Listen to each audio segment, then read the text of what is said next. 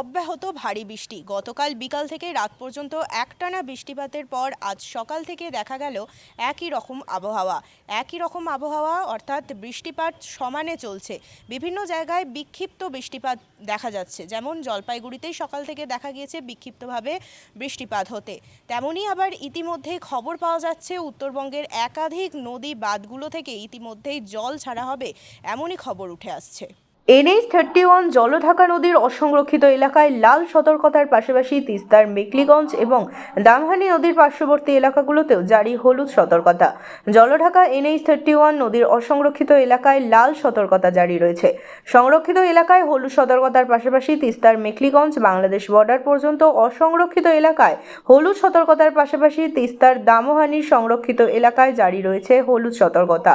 Jalpaiguri Gajoldoba Teesta barrage থেকে আজ সকাল থেকে দফায় দফায় জল ছাড়া হবে বলে সেন্ট্রাল প্ল্যান্ট কন্ট্রোল রুম থেকে জলপাইগুড়ি সূত্রে মঙ্গলবার সকাল 8টা নাগাদ জানা যায়।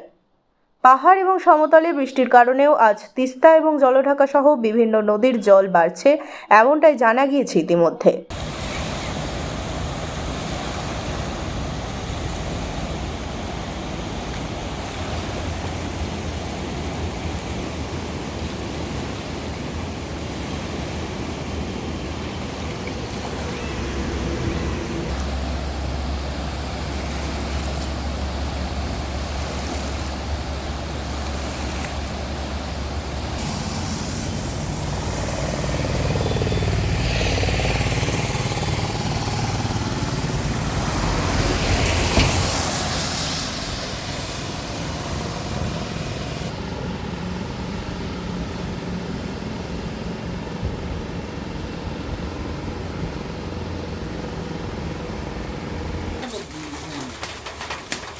যেমন বর্তমান সিজন জানাবি হইল যেমন দিকে আপনার জাতবানে বাবু আমি তো আমরা বাঁধে বলে একটা পানি আছে আরে কি হয় বলি এটা তো না বুঝছো এই পানি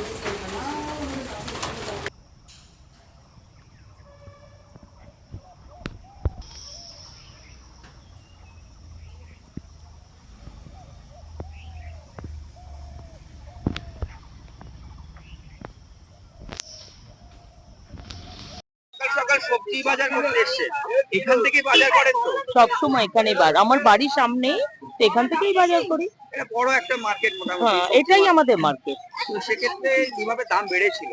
সাংঘাতিক ভাবেই বেড়েছিল, সেইভাবে আবার যে একদম কমে গেছে সাংঘাতিক ভাবে তাও না। যেটা 100 টাকা হয়েছিল ওটা 70, 80, কখনো কেউ 60 এই নিয়েছে।